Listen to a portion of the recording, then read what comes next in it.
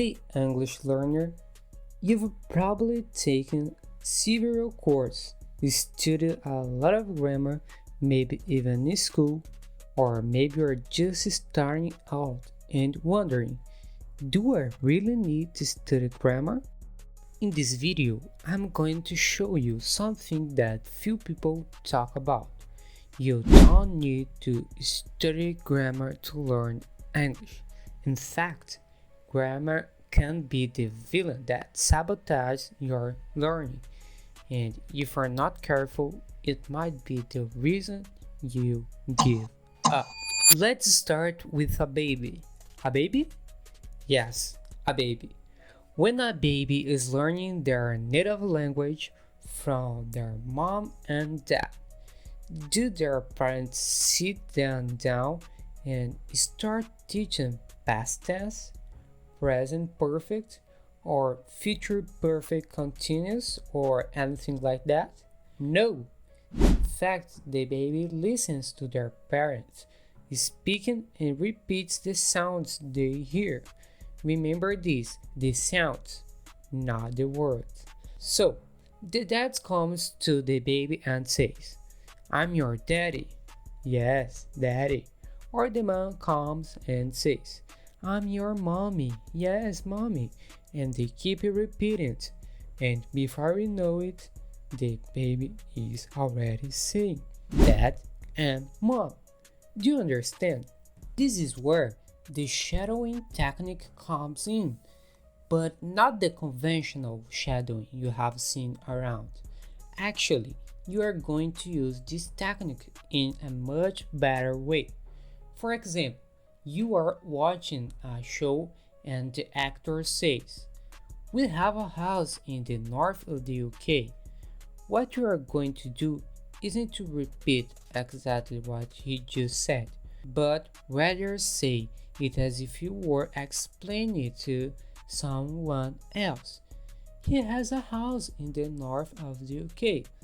Then you keep watching and he says, "We have to go now. I have an appointment soon." You are going to say, "He has to go now. He has appointment soon." Why is this so powerful? When you stop mechanically repeating and start rephrasing, your brain works harder. You are transforming the words you hear into your own thoughts, can fluence without even realizing it. And the best part? You don't need to understand every word or every grammar rule. The key is understanding the overall message. So, here's my challenge for you. Pick an episode of a series you like and put this technique in action. Pause after each important dialogue and force yourself to retell what was said, as if you were explaining it to someone else. By doing this consistently, you will notice your progress much faster than you think. I'm going to give you a tip that's rarely mentioned but can transform your fluency. Improvisation in English. That's right. Think of improvisation as a perfect tool for practicing the language. How it works? It's a very simple. Pick a situation or topic. Something simple like a trip to a new place, a job interview, or even discussion about a book you read. Now, start talking about it in English without preparing too much. Imagine you are in a real conversation and need to respond immediately.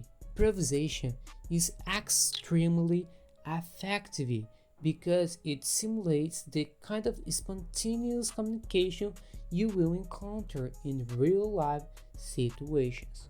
When you improvise, your brain is challenged to think and form sentences quickly, which improves your fluency and your ability to find the right words in the heat of the moment. Additionally, this exercise helps reduce anxiety and fear of making mistakes as you get used to handling surprise and adapting quickly. You can do this exercise in several ways. Alone, record yourself talking about a chosen topic for 1 to 2 minutes, then listen to the recording and do a critical analysis. Ask yourself, where did I hesitate? Which words did I struggle to find? Use this feedback to adjust and improve your practice. With a partner, create an improvisation game. One person provides a topic or situation, and the other must improvise a response or history about it. Switch roles and repeat the exercise. This practice not only improves fluency but also develops listening and quick response skills. Don't worry about perfection. The goal is to get comfortable with the language and feel at ease speaking it. The more you practice improvisation, the more natural your communication will become. So, embrace the challenge, allow yourself to make mistakes, and watch your fluency improve rapidly. Now, another thing that you rarely hear, but it might be the key to speeding up your learning. Make mistakes on purpose. That's right. When you're speaking English, don't get stuck trying to be perfect. In fact, mistakes are your best teachers. Think about it. How many times have you been afraid to speak because you might make a mistake? What if I told you that this fear is holding you back more than any difficulty with the language? The truth is, no one learns to speak fluently without make mistakes, and in practice, it's these mistakes that show you where you need to improve. Here's the secret. Instead of avoiding mistakes, make them on purpose. When you are practicing English with someone or even on your own, force yourself to speak. Even if you know you will make some errors. The important thing is not to stop. At the end of the conversation, you can review what you got wrong and correct it, but don't let the fear of making mistakes paralyze you. This technique will push you out of your comfort zone, and you will see how your English starts to flow much faster. Mistakes are just a sign that you are trying, practicing, and above all, evolving.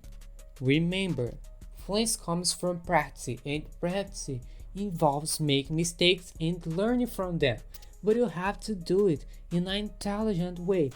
And with this, I prove that you don't need grammar to learn English, because I'm not a native speaker, as you notice, and I become fluent with this method. So, thank you so much for watching until here. Don't forget to subscribe. See you in the next video.